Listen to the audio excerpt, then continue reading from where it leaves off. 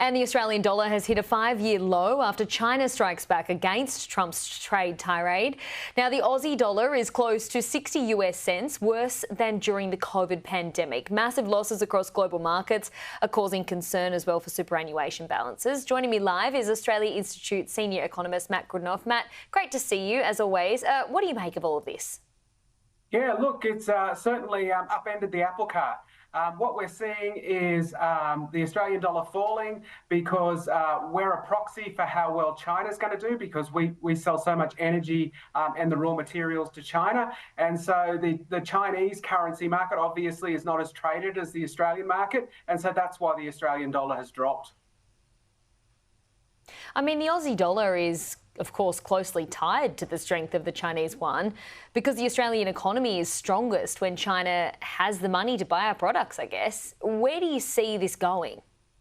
Yeah, look, I think in the future what we're going to see is a slowdown in the US economy. I don't actually think there's going to be a major realignment with trade. People might ask, well, why is that? Well, it's because, already we've seen Trump say he's ready to negotiate on this. And the point of tariffs, the reason you might want to put tariffs in place is to encourage people to invest in your own economy, that is to produce more in America. Now, that costs time and money to set up factories, to set up industry.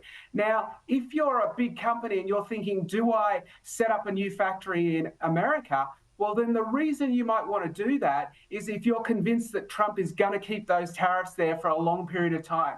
A few days in, he's already talking about doing deals to lower those tariffs. So if I was the head of a large corporation, I'd be very reluctant to invest in the US out of fear that if you spend all that money, you expand your capacity, and then suddenly the tariffs go off and you're not competitive. So I don't think there's going to be a major realignment of trade. I think the US is just going to see its prices go up because now they're paying those tariffs. And eventually I think we're going to see sanity prevail, and we'll probably see Trump wind a lot of this back. Yeah, there's been a lot of volatility this week, but at the end of the day, this is a tax on Americans. Australia got out of this fairly well, don't you think? Absolutely.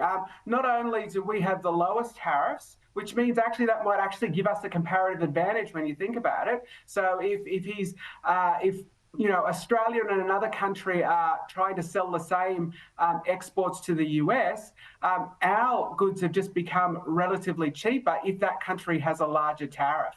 So it could actually benefit Australian exporters.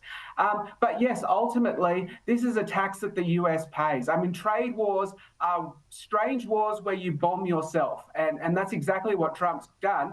He's gone and he's put up prices on Americans. And remember that at the last election, the biggest single issue concerning Trump voters was not immigration. It was not a lot of the culture war stuff. It was cost of living. It's the same here in Australia. It's the same around the world. And Trump's just gone out and increased prices. I don't think that's going to be popular, particularly when, voters across the US are concerned about the price of everything. Absolutely.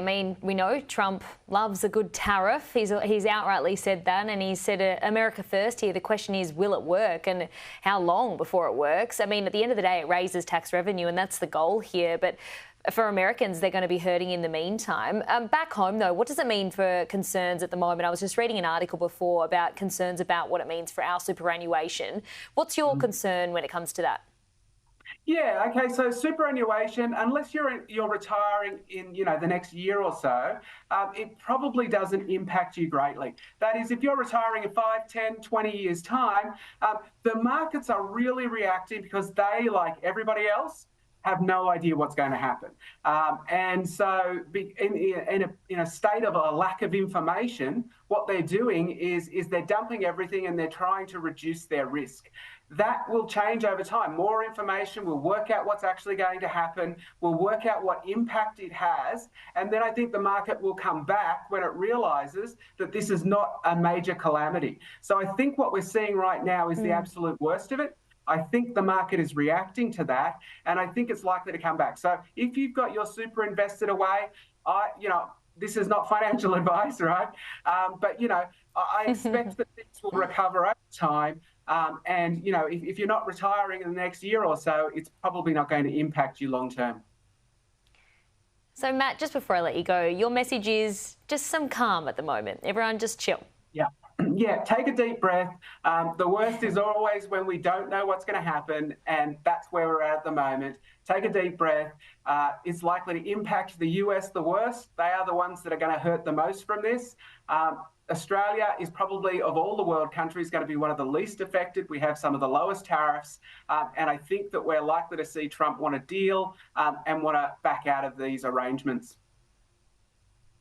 Yeah, great. And I mean, it's also a chance for us to focus on our economy and work on growing our growth here as well. Matt, always great to see you.